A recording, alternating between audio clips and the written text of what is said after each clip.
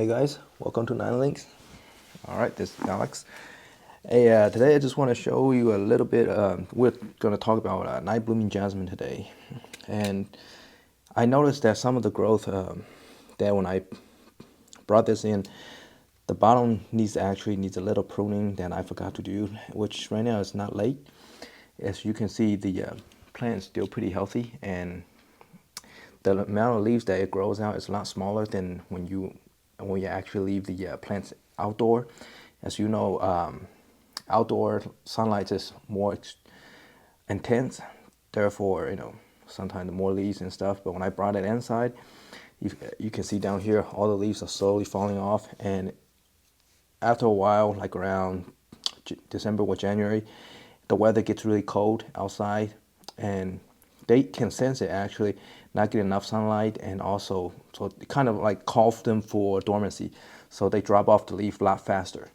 So while it still had a lot of leaves, I decided to check the bottom. As you know, on most of my plant pots, I typically don't like my plants down here to grow a lot of heavy leaves. So when I water it, it's easier, and also I can see the pot surface if there are any bugs or any kind of thing growing on top of it. So actually, it's a good practice to keep everything like roughly. It could be higher, but roughly about this much, clean and visible. So what I'm doing today is that I already chopped a few branches off. I want, as you know, on my previous video on night blooming jasmine, I want to grow it dome shape. So I don't want the bottom to grow anything really heavy. I want to grow it top heavy. So I'm going to go around and prune off branches that is actually protruding this side or going downward. I want the branches to go up.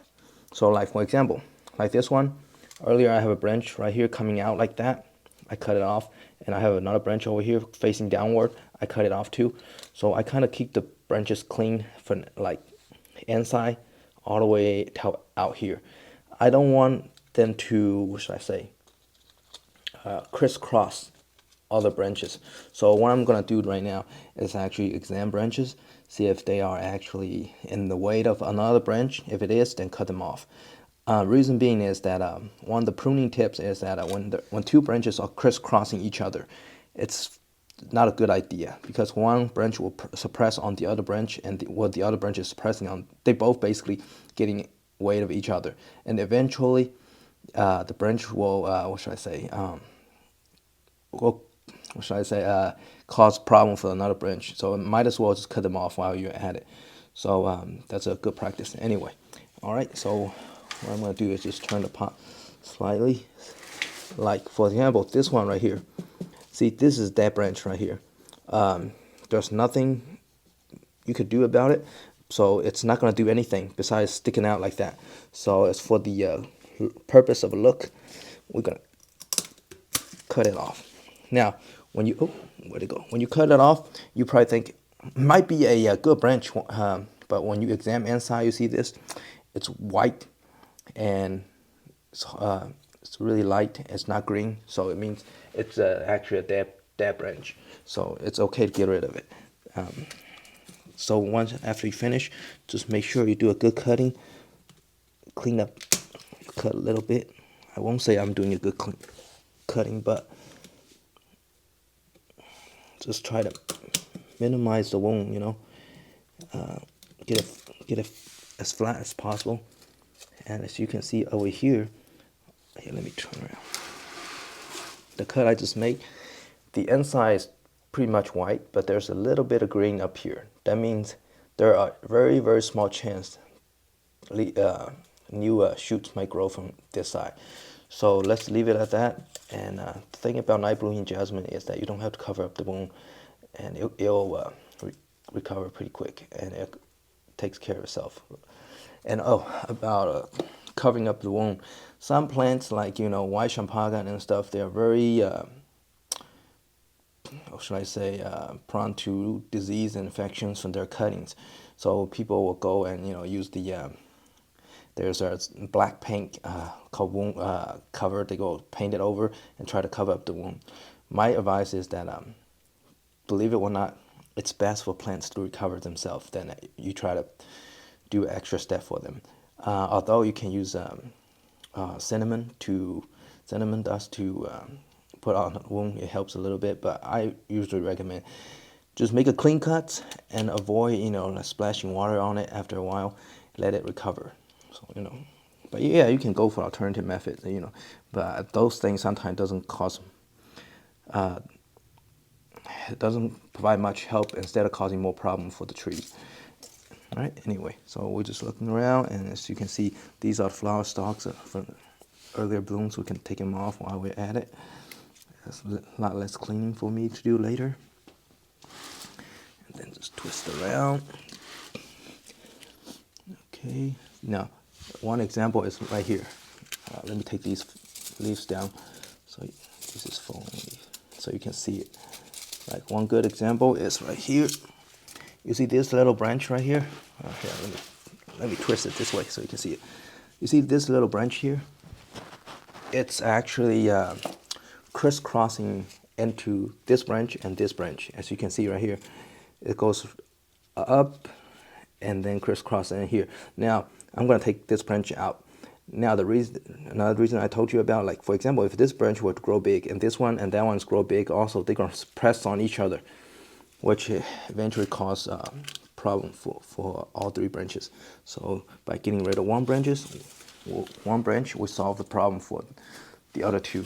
So now this branch is going up, growing these guys outward, and the pressure right here, it's gone. So these two branches can grow as much as they want. But this one at the top maybe need a pruning a little bit, but it's okay. The top pruning, I'm going to typically wait till springtime to do that, because right now I don't want to get them too much of pruning. Besides, just right now, think about it as a cleaning and just very, very minor pruning on the sides. That stuff that you see you don't like. Okay. And then turn around, and you can see these two are sticking up. You don't have to cut them, but you can see I made a slant cut before. You don't have to cut them, but for the purpose of the good look, I'll take care of them. And I think this pruner needs a little bit more adjustment. It's getting harder to cut. Yeah. Okay. Pick up the leaves and put it back in as a compost. And you go around. Just take care of the small growth like this one. Any small growth like facing downward, I don't like it. I'm taking it out, because eventually if it grows a stem, it'll go coming down, and that's what I don't want. Take care of them while they're young. It's easier. Force them to grow the other direction. And as you can see, for my night blooming jasmine, I start out with one plant, and it eventually grow and split and in a different direction. So this is actually one big stem down there. So it's I don't want to dig it up to show you, but it's just one, and then grow 1, 2, 3, total of 4 main stems. So if I were to live in a tropical zone, if I plant this outside, I'm pretty sure it will turn into a big bush already. But this one's growing downward. Take it off. This one's an old branch. Take it out. These guys should be fine. It's up here. So it's to show you that major pruning I usually do on springtime or right before fall, bring them in. But minor pruning for all plants are necessary, like Jasmine, New Orleans, and stuff like that. They grow really fast, and so the reason doing minor ones is nothing fancy, just maintenance thing. Same thing here. Just these plants, you don't want the branch to go too big and then do the pruning. I mean, it's okay, but it doesn't look good. This one's you see this right here. This branch is crisscross with this one. So this one's, and by deciding which one I want to take out, this one is bigger and also it grows straighter and have more branches on top. So this one I want to keep. This one It's not too bad, but I can take it out. You see that side right here?